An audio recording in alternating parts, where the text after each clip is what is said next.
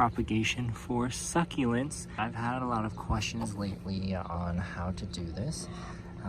So I just wanted to go ahead and explain how I do this. There's a lot of information out there online on how to do this. So I'm just gonna tell you how I do it, because this method works for me. It works for me like 90% of the time. So we'll go ahead and get started. So if you don't know how this works, basically succulents will propagate themselves just from a leaf, either a leaf that's fallen off of a succulent, or you can remove the leaf yourself, which usually is better, and it will grow roots and eventually grow a whole new entire succulent plant. So if you're looking to grow your succulent collection, this is a great way. If you just want to multiply your succulents, it's super fun, super easy, and you just have to have a little patience. The first step for me is that you need to have a succulent, obviously. I've found that thicker leaf succulents work best. So this is an Echeveria Black Prince. The leaves are pretty thick, and I usually, to check to see if they're good, I usually give them a good squeeze, because you want a healthy leaf. You don't want a leaf that has any problems on it. If it does have like a little nick on it that's calloused over, it still might work, but in general, it would be better to have a healthier leaf. One thing I will note is that for any other succulents, this may be different. This may not be the best method to propagate other succulents, but it will work for other succulents as well.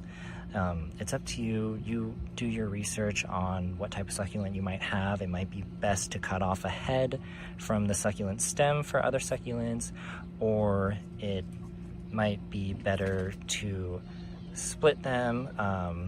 You know, it just depends. So definitely do your research, but you can definitely try this with a bunch. I've tried this with some succulents that people don't recommend to leaf propagate, and it actually has worked. So it's fun to just try it and find out and see if it works. Okay, so what I want to do is I want to show you how I'll remove these leaves. So usually I rock these back and forth to loosen them a bit, and I'll take the bottom leaves, and usually they'll just fall off pretty easily. And you can see that this is a very clean break. That is what you want. You want it to break clean from the stem, and you don't want it to break up on the higher part of the leaf. I'll actually show you one leaf that I tried to propagate that broke off on its own. That didn't do very well.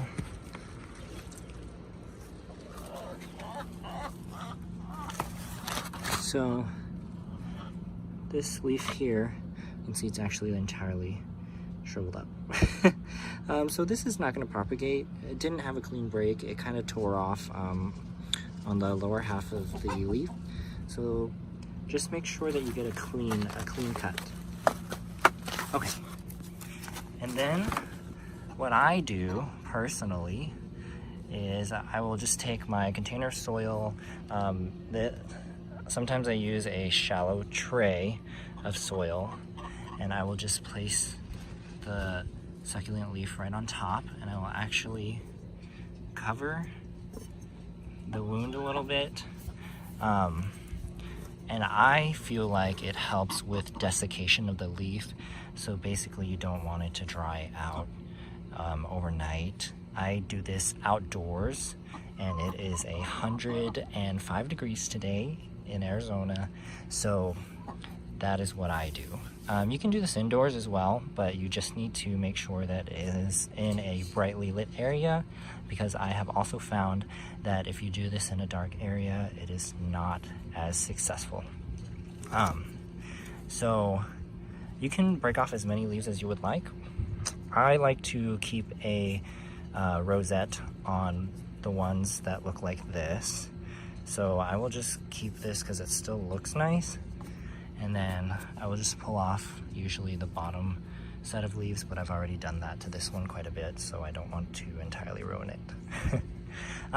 And then you'll leave this for a day to let it dry out, and then usually on the second day I will start misting them. So I will plug in a video here of me misting them. I just use my hose attachment and I turn it to mist, and I mist them really well because it is also really dry here, and I do think that it helps the leaf not wrinkle up and die before it has a chance to produce a baby. And then you just have to play the waiting game. So in my experience, roots usually start to appear maybe a week and a half later, and they will be small red roots. And then after another week after that, sometimes you'll see babies appearing on some of the leaves. And then usually the leaves will stay plump if you keep misting them every day, and eventually they will start to wrinkle up. So once the leaves start to wrinkle up, you can see that this one here, the leaf is starting to get a little thin and wrinkled a little bit. I will usually wait until they're a little bit thinner than that, and then I will pull them out and I will repot them in their own pot, in either a small like 2-inch pot that it'll fit in, and then I will water it a little bit more often than I will my adult succulents, and then I'll slowly just transition it off until it is on the same watering schedule as my other succulents. And that's pretty much it. So hopefully you can multiply your succulents that way. Again, this doesn't apply to all succulents. There are other ways to do it as well, but I just wanted to make a video on leaf propagation because I feel like I have had pretty great success doing this. And then as soon as I figure out how to do it the other ways, I will share that with you guys. Anyways, happy propagating, and I hope that you found this helpful to multiply your succulent plants. It's super fun as long as you have patience. So I check mine every day, honestly, which may be a little bit too much.